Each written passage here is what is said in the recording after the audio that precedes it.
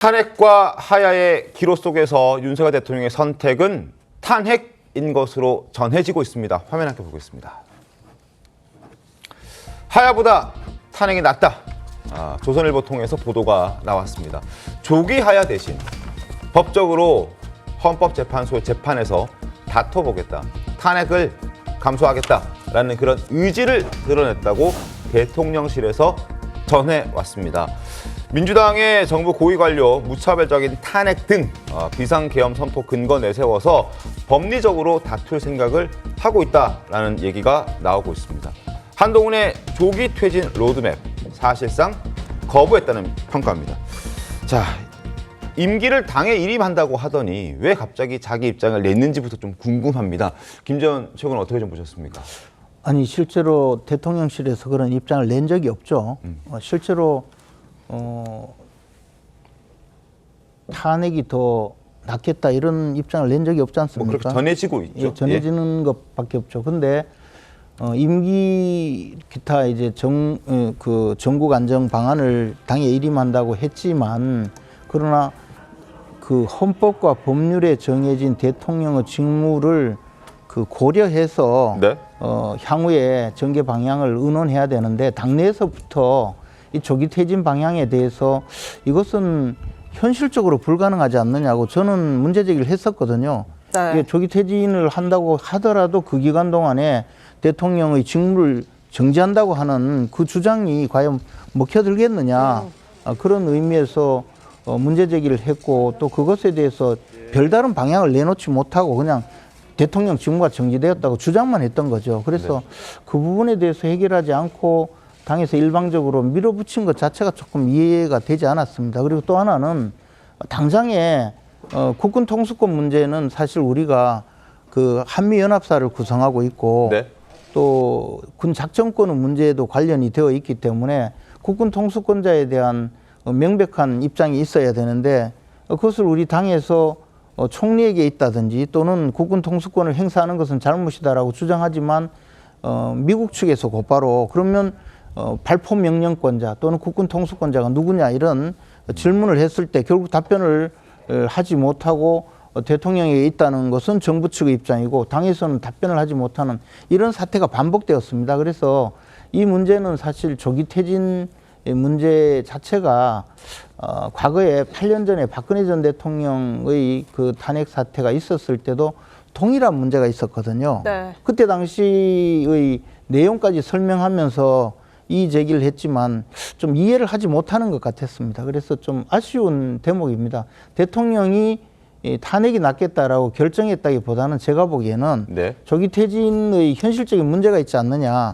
조기 퇴진은 하되 그렇게 하기 위해서라면 차라리 그 대통령 임기 단축 개헌을 뭐 1년을 단축하든 2년을 단축하든 임기 단축 개헌을 시작하면서 그 과정에서 이 문제를 거론했다면 훨씬 더 논리적으로 설명이 됐지 않았을까 그런 생각이 듭니다. 알겠습니다. 물론 전해지는 이야기라는 점을 다시 한번 말씀을 드리지만 어쨌든 대통령의 입장이라고 볼 수 있는 그런 내용이 오늘 조선일보를 통해서 처음으로 등장했기에 저희도 이 내용을 지금 다루고 있는 그런 상황입니다. 그리고 저희가 만든 그래픽 그리고 조선일보 보도 내용에 기반해서 한 가지 더 말씀을 드리자면 자, 송유한 변호사님 지금 윤석열 대통령의 입장으로 전해지는 저 내용을 보면 법리적으로 다툴 생각이 있다. 그러니까 비상계엄 선포 근거가 근거 있는 내용이고 그걸로 다퉈보면 탄핵이 되지 않을 수 있다라는 어떤 자신감이 깔려 있는 것처럼 보이긴 하는데요. 그럴 가능성이 높습니까? 어떻습니까? 만약에 윤 대통령께서 그렇게 생각하고 계시다면 그것은 현재 상황을 오판하는 거라고 생각합니다. 그러니까 그 계엄 선포 당시에도 전시, 사변, 기타 국가 비상사태로 볼만한 상황은 없었습니다. 물론 민주당이 무차별로 탄핵소추권을 남발하고 그렇게 국회의 권한을 조자룡 헌칼 쓰듯이 해서 전국을 대단히 불안정하게 한 것은 맞죠. 그것은 정치적으로 대단히 비판받아야 되고 비난받아야 마땅합니다. 그런데 그 비판과 비난은 우리 주권자들께서 다음 선거를 통해서 하는 것이고 또 일정한 정치적 의사표시를 통해서 할 수 있는 것이거든요. 그런데 그것을 계엄이라고 하는 그 국가 긴급권을 동원하는 그런 것은 분명히 헌법에는 합헌적이라고 볼 수가 없습니다. 네. 그래서 헌법재판소로 간다면은 사실은 이 탄핵 심판을 어떻게 방어할 수 있을 것인지 저는 잘 머릿속에 그려지지 않고요. 혹시 그렇다면 지금 헌법재판소가 6인 체제로 지금 구성되고 있는데 이게 지금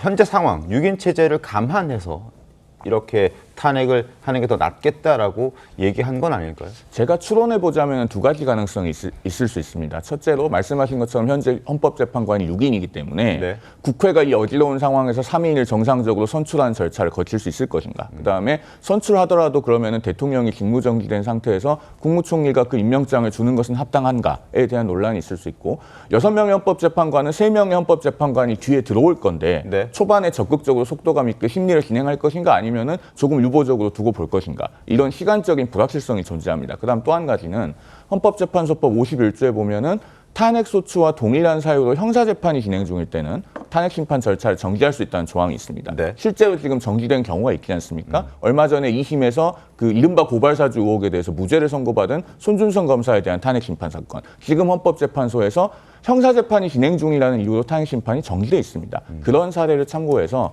만약에 내란 혐의로 기소가 된다면은 네. 그 재판의 결과가 나올 때까지 헌법재판소 심리가 정지될 수 있다는 구상을 하고 있는 분들이 있는 것이 아닌가 하고 추론해 봅니다. 알겠습니다.